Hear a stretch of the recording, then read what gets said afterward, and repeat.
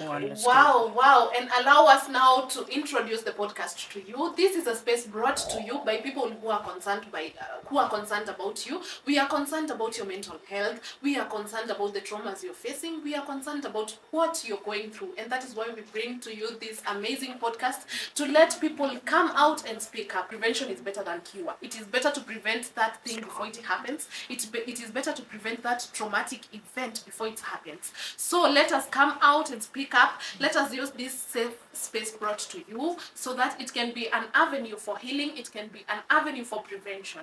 This podcast is Hope Beyond Scars, and there is hope beyond that experience, that traumatic experience you're facing. The title of the podcast is Hope Beyond Scars. It is brought to you by Women's Hope and Unlock Arts Production.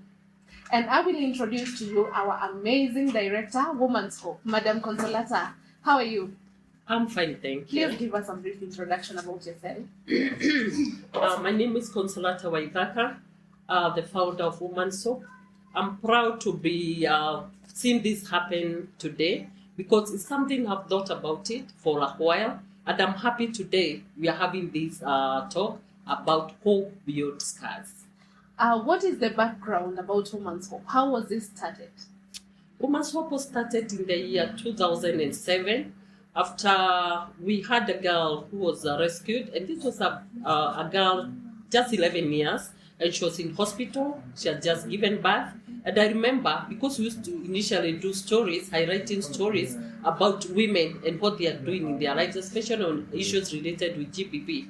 And when we heard about this case, we thought, why not? Why don't we start something, a rescue center for women who are going through gender-based violence? And we thought we need to really capture issues that are affecting the women, either mentally and issues related to gender-based violence. Okay. After the start of Women's Hope, what is the success rate? I'm happy to report that over time we have been able to rescue over 500 women, women and their children who have come to our rescue center. We also have been not really concentrating on only rescuing. We have been doing a lot of prevention. It means we really economically empower this woman such that she can be somebody in the community. Okay, and I believe that when you take these women, there is this criteria that you use, that we are not just going to take anybody from anywhere just because they are explaining their issues to us. What is the criteria used in or bringing them on board? That is a very good question because most of the people think that when they hear a rescue center, it's somewhere you can just come, you can just call and come. And because we don't want to look like we are destroying homes, what we encourage people, when you go through gender-based violence, you have to report. You have to come with an OB. You have either to come with a letter from the hospital. Ours is to get the survivor who has come with the documents because we don't want to bring someone to the shelter. Then we hear maybe this person can report later that she's not a center because of her willingness. So we always have the documentation. Gender-based violence is a wide topic, and in it, there are mental health issues that are related to it. So as an organization, which are the most prevalent mental health issues that you have noted among the gender-based violence survivors? I've realized most of them, they have been having a lot of triggers because once the GBV happens, it is not just something that happened just that night. It's something over years has been happening to this woman. So I've seen a lot of tendencies of the suicidal cases. I've seen so many people who are saying I've given up in life. And I've seen, without working with this someone, it's someone who had just gone to the edge. And I'm happy to report that through the counseling, most of these cases, most of these survivors have been able to heal and start off their lives. Yeah. Mm-hmm. As an organization, I believe that you take in some critical cases. So how do you ensure that we help these people? That once maybe we release them as an organization, they are not going to fall back into the situation they were? What we concentrate on when the women come to the rescue center is how do we ensure that they're economically empowered, that they have a skill. Because I've noted most of the women, the survivors, when they come to the rescue center, they will tell you they have no skill at all. Sometimes, if even having that, even 1,000 can do so much because we encourage them to do recyclable stuff. Like we do baskets from Nanuve and shopping bags, and they are able, we also help them to market them. And one thing I've also noted, most of these women have no self-esteem.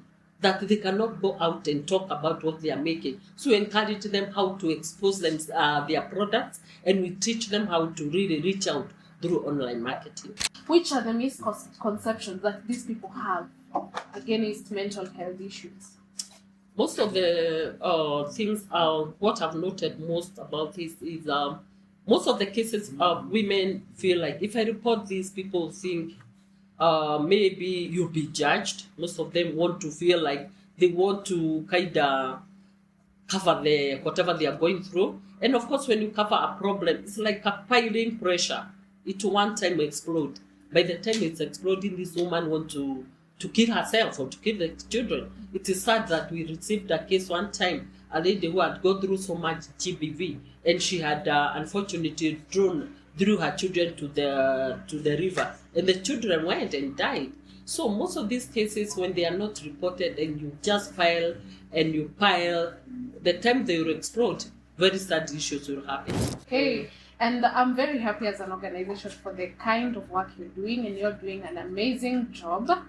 There are these preventive measures that you have taken, and the measures to ensure that gender-based violence and the mental health issues associated with it are they are prevented.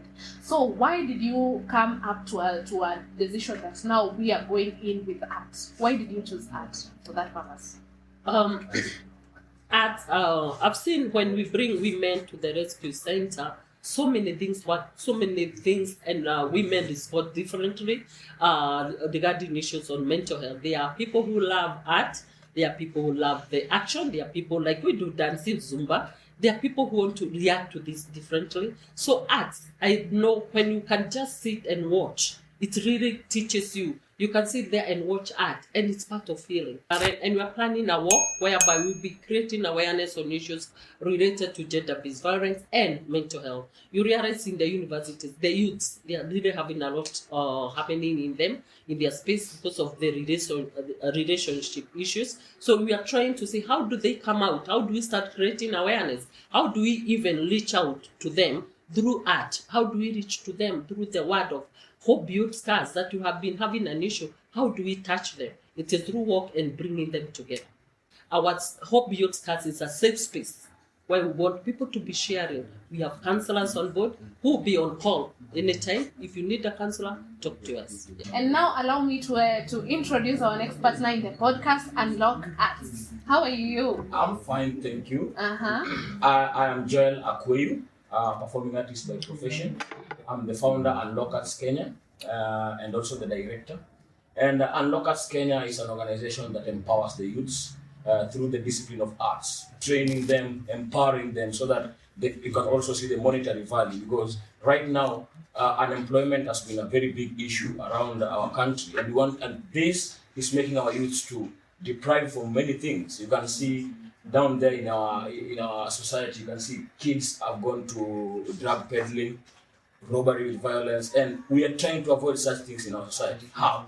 Engaging them through art, training them, giving them a purpose so that they can go share with the community and get something in return that will make them independent. Okay, amazing. Now, is art something that you were born with? There is this inborn talent, or is it something that came up later as a skill? For me, actually, as an artist, as Joel personally, I don't believe that someone is born to do something. It is just the training or the level of the brain to hope, to pick stuff very fast. So for me, I believe the training is always the best. We don't want to live in a society whereby you say that this is just something I do for passion. But if you have that training, then you become a great artist. You even separate that breed from becoming a dancer and be an artist, because we don't want someone who is just a dancer. We want someone who can also even raise questions using dance, and that is the spirit we're trying to say. Amazing.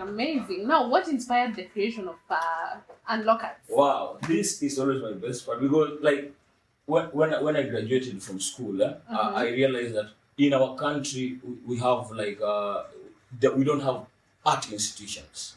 And when we don't have art institutions, then we have a very big gap when it comes to quality. You have so much content. I'll borrow from Consolata's words. We have so much content outside there in TikTok, in our social media. But what bridges the gap to show that this thing is quality work. They are not trained, they are not equipped. How do we bridge that gap? So I came to the industry to also try and bridge that gap, bring people together, create a safe space for these people, because I realized that most people are not institutionalized. So you're like, oh, I'm just a performing artist. Where from? Nothing. So you have to be in a point whereby you know where you come from, you have a background, and you have trained in that specific art, and that is what inspired me, because there are no institutions. We want more institutions in our country to help fill that gap. Because when you go to Europe, we have like dance universities, for example, Rotterdam, Hakayu, we have these institutions that can empower these people, train them, and also allow them opportunities to also empower themselves. Ah, wow, that's a nice thought. And how is your art related in the prevention and raising awareness against mental health issues and gender-based violence?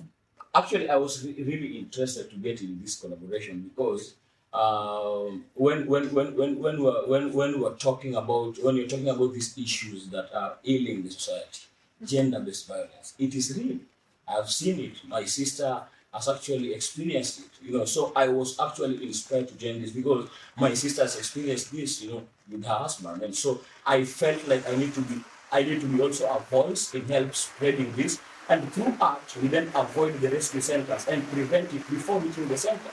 How do we prevent that before? And art can also be a very good tool because we use art as a discipline to educate, not just entertain, but educate the society on these ills that are affecting the ills that are affecting our society. Ah, amazing. And now that we are doing the podcast in the preventive way, what is the greatest expectation? What impact do you expect that will be created? For me, I really what impact that I really expect that when we keep doing this podcast and educate people more, I expect to see people come out, people speak up against these vices. I want to be in a society where people can speak freely against these things. I want to see in a few days or in a few months or in a few years, I want to see many people call our center and ask for help, So these are the things I expect from this podcast. Wow. That's a great vision. And now allow me to tell you that this podcast is just brought for you. And it is brought by people who are very, very much concerned about you and your mental health issues. We are calling you to speak up. Waswahili walisema kwamba ni vizuri kuzuia kitu kabla hakijafanyika. It's good. It's better. Prevention is better than cure.